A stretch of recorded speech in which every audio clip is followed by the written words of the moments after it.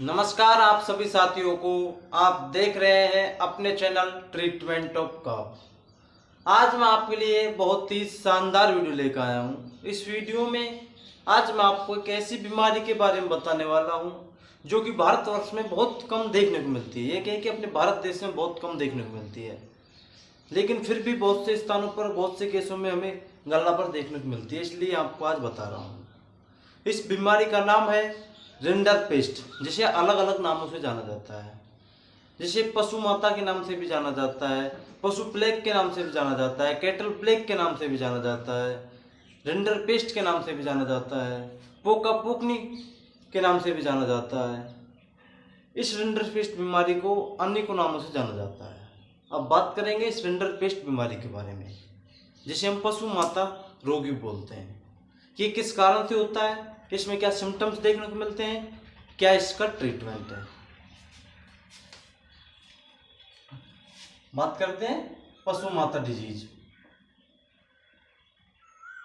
पशु माता, जिसे हम रिंडरपेस्ट बोलते हैं।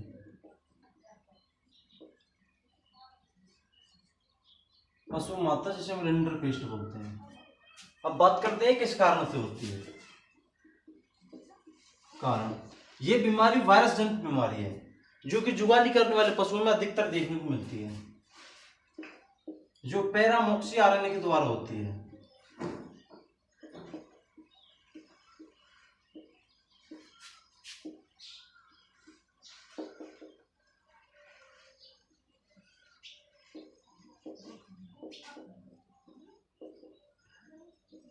के द्वारा होती है।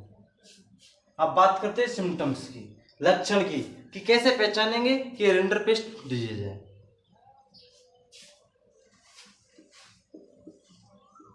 लक्षण, जैसा कि आपको पता है हमारे चैनल पर लक्षणों को बोल के बताया जाता है। ट्रीटमेंट को आपको लिख के बताऊंगा और आप स्क्रीन पर भी देखेंगे कौन सा इंजेक्शन है। अब बात करते हैं इसके सिम्टम्स की, लक्षण की। यदि आपने सिम्टम्स को पहचान लिया और सही डायग्नोसिस कर लिया तो आप पशु को बचा पाएंगे। फर्स्ट लक्षण, इस बीमारी में पशु का जो बॉडी टेम्परेचर है वो 104 से 106 फॉरेनहाइट डिग्री तक पहुंच जाता है। ये कि पशु में तीव्र बुखार रहता है, पशु खाना पीना छोड़ देता है, पशु के मुंह में छाले हो जाते हैं। इस बीमारी में भी पशु के मुंह में, जीभ में, तालू में, पशु के लिप्स पर भी छाले हो जाते हैं। नेक्स्ट लक्षण, इस बीमारी में पशु दस्त करता है। ये कहें कि तीव्र दस्त हो जाता है पशु में। गलना पर तो दस्तों के साथ में जो श्लेष्मक झिल्ली होती है वो भी बाहर आ जाती है टुकड़ों में। नेक्स्ट लक्षण, इस बीमारी में पशु की जो आंख है वो लाल हो जाती है। इस बीमारी में आपको जो पशु की पलकें होती हैं वो भी आपको सूजी हुई दिखाई देंगी। इस बीमारी में पशु सुस्त बैठा रहता है। पशु में दस्त देखने को मिलेंगे, जो भी तीव्र दस्त। जैसा कि मैंने आपको लक्षण बताए उनको एक बार मैं रिपीट और कर देता हूँ। पशु खाना पीना छोड़ देता है, पशु में बॉडी टेम्परेचर हाई रहता है, ये कहें कि पशु में बुखार रहता है, पशु के जो मुख होता है उसमें छाले पड़ जाते हैं, जो छाले फूटकर घाव का रूप ले लेते हैं। नेक्स्ट लक्षण, पशु की आंखें लाल हो जाती हैं, पशु की आंखों से, मुंह से, नाक से मवाद युक्त स्राव बाहर आता है, पशु की पलकें सूज जाती हैं। यही सिम्टम्स आपको इस बीमारी में देखने को मिलते हैं। एक लक्षण और रह गया है कि ये पशु की जो नाक है, मुंह है, इनसे पानी जैसा स्राव भी बाहर आता है। अब बात करते हैं इसके डायग्नोसिस के, निदान की। आपको निदान करते वक्त आपको जो 3 बीमारियां बता रहा हूं, आपको इन 3 बीमारियों में भी ध्यान देकर आपको निदान करना है। तीनों बीमारी को सिम्टम्स भी रिंडरपेस्ट बीमारी से मिलते जुलते हैं, इसलिए आप रिंडरपेस्ट का डायग्नोसिस करते समय एफएमडी डिजीज को भी आप ध्यान में रखें, आप म्यूकोजल डिजीज का भी ध्यान रखें, बोवाइन मैलिग्नेट फीवर का भी ध्यान रखें। इन तीनों बीमारियों को लक्षणों को ध्यान में रखते हुए आप डायग्नोसिस करें। अब बात करते हैं इसके ट्रीटमेंट की।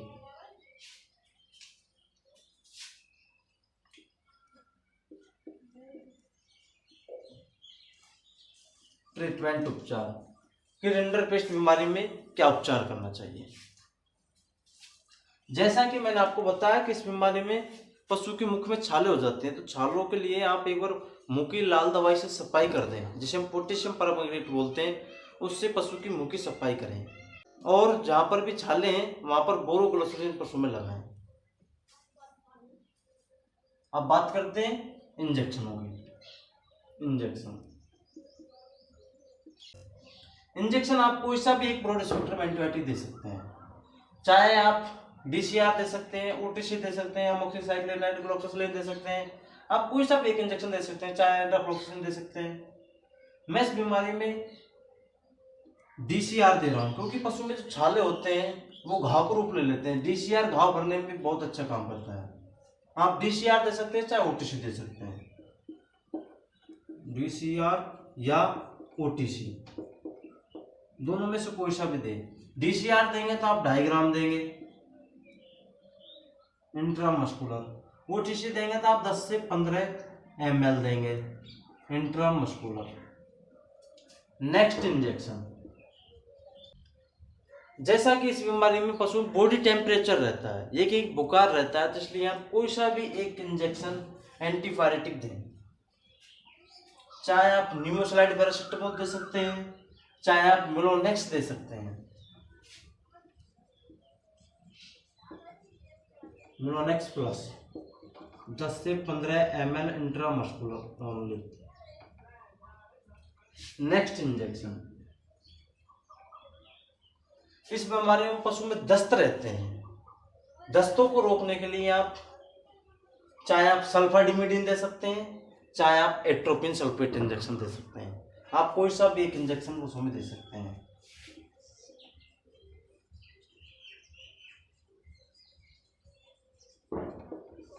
तो 10 से 15 ml इंट्रामस्कुलर दें।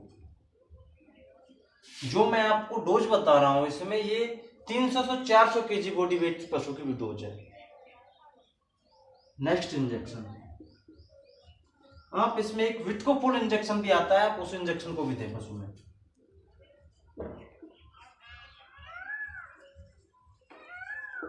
विटकोपोल इंजेक्शन 5 से 10 ml इंट्रामस्कुलर दें। नेक्स्ट इंजेक्शन, आप ट्राइविवेट इंजेक्शन भी दें।